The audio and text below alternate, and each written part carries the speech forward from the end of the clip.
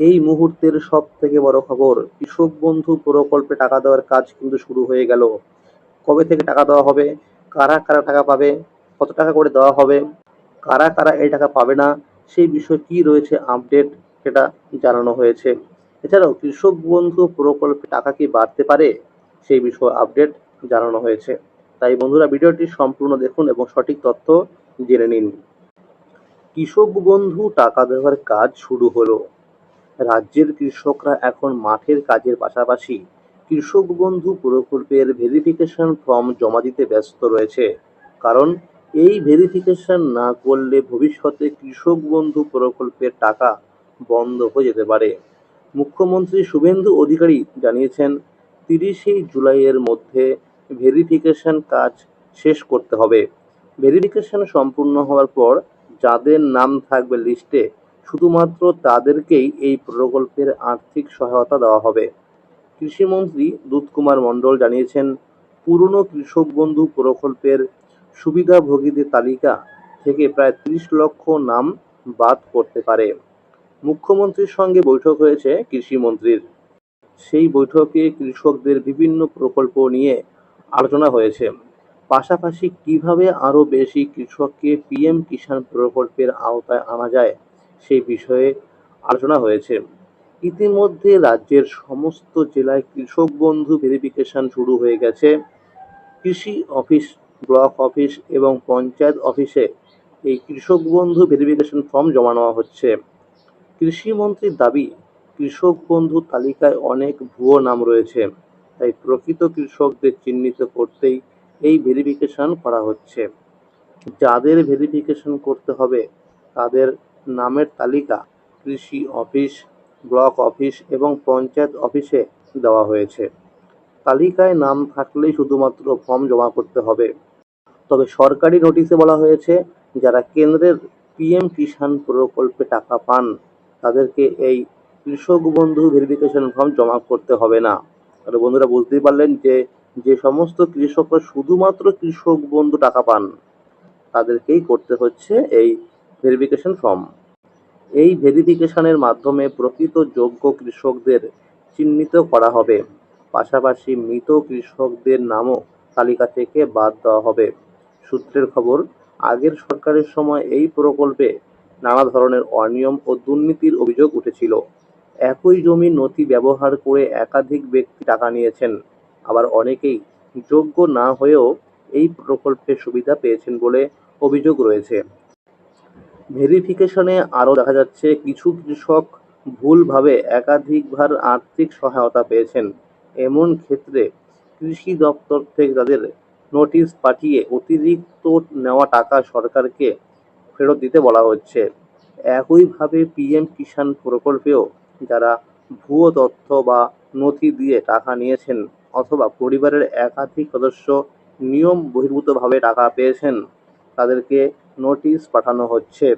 সেই নোটিশে কত টাকা এবং কিভাবে ফেরত দিতে হবে তা উল্লেখ করা হচ্ছে। ভেরিফিকেশনের সময় আরও ক্ষতি দেখা হচ্ছে। সুবিধাভোগী সরকারি কর্মচারী, সরকারি অনুদানপ্রাপ্ত প্রতিষ্ঠানের কর্মী, অবসরপ্রাপ্ত পেনশনভোগী বা আয়করদাতা কিনা, অর্থাৎ ইনকাম ট্যাক্স দেন কিনা। এছাড়াও এসআইআর প্রক্রিয়ায় যাদের নাম ভোটার লিস্ট থেকে বাদ গেছে এবং প্রয়োজন হলে ট্রাইব্যুনালে বা যারা সিএএতে আবেদন করেছেন তাও যাচাই করা হচ্ছে। তবে কৃষি দপ্তরের বিজ্ঞপ্তিতে কোথাও সরাসরি বলা হয়নি যে সরকারি কর্মচারী, পেনশনভোগী, আয়করদাতা বা ভোটার তালিকা থেকে নাম বাদ যাওয়া ব্যক্তিরা কৃষক বন্ধু টাকা পাবে না। সব তথ্য যাচাই করার পর দায়িত্বপ্রাপ্ত আধিকারিক চূড়ান্ত সিদ্ধান্ত নেবেন। ব্লক পর্যায়ে সহকারী কৃষি আধিকারিক বা এক্সটেনশন অফিসারদের এই দায়িত্ব দেওয়া হয়েছে। তৃণমূল কংগ্রেস সরকারের সময় কৃষক বন্ধু প্রকল্পে নথিভুক্ত কৃষকের সংখ্যা 90 লক্ষেরও বেশি হয়েছিল। বিজেপি সরকার ক্ষমতায় আসার পর কৃষিমন্ত্রী দুধকুমার মণ্ডল ঘোষণা করেন, সমস্ত সুবিধাভোগী তথ্য নতুন করে যাচাই করা হবে।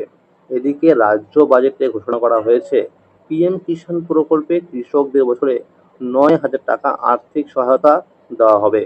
আগে বছরে 3 কিস্তিতে মিলিয়ে মোট দেওয়া হতো 6,000 টাকা করে। এখন থেকে বছরে 3 কিস্তিতে প্রতি কিস্তিতে 3,000 টাকা করে মোট 9,000 টাকা দেওয়া হবে। কৃষক বন্ধু প্রকল্পে বছরে 2টি সমান কিস্তিতে অর্থাৎ খরিফ ও রবি মরশুমে আর্থিক সহায়তা দেওয়া হয়।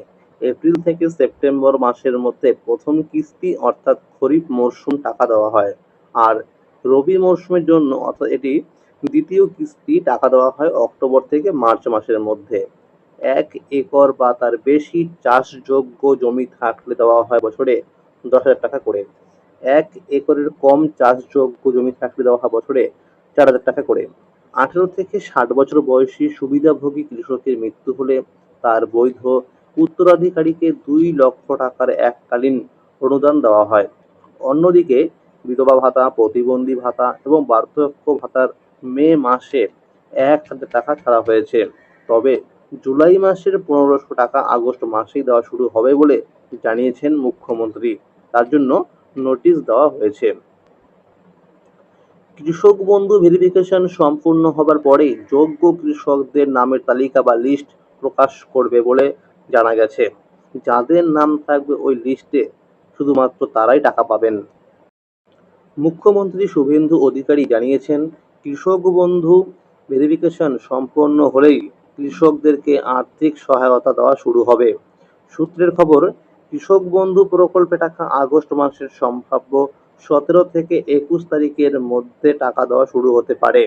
পিএম কিষাণ প্রকল্পে আবেদন করতে হলে জমির রেকর্ড থাকতে হবে।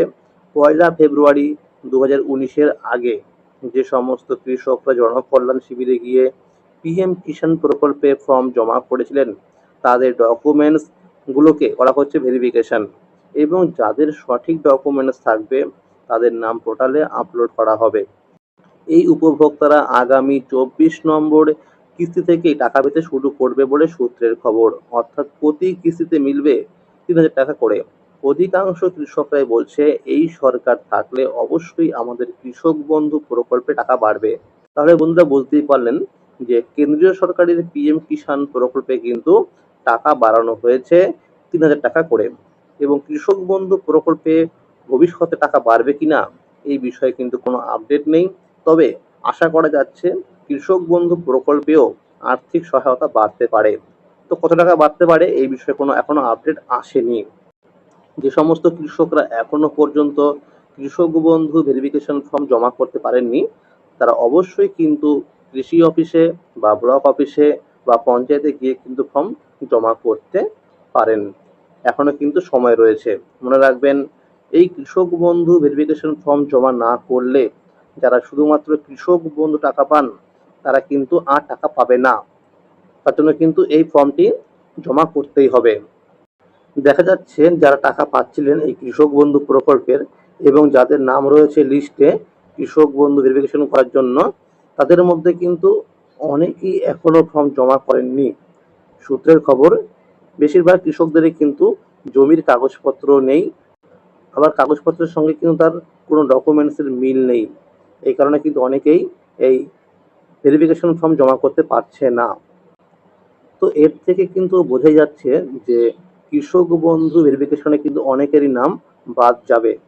আবার এরকম অনেকেই আছে যারা ভেরিফিকেশন ফর্ম জমা করতে আসছে, তাদের মধ্যে কিন্তু অনেকেরই জমির কাগজপত্রের সঙ্গে তার ডকুমেন্টসের যেমন আধার কার্ড, ভোটার কার্ড এর কিন্তু কোনো রকম মিল নেই, তারও কিন্তু নাম বাদ যাচ্ছে।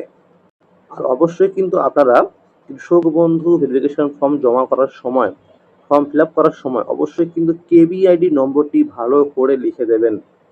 মনে রাখবেন, এই কেবিআইডি নাম্বার যারা ভুল লিখছেন তাদের কিন্তু ভেরিফিকেশন করার সময় সমস্যা হচ্ছে।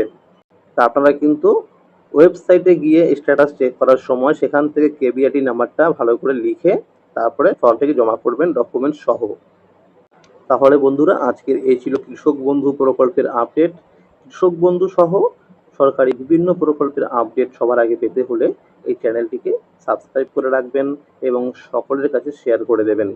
আর যদি ভিডিওটি ভালো লেগে থাকে অবশ্যই একটি লাইক করে দেবেন। ধন্যবাদ।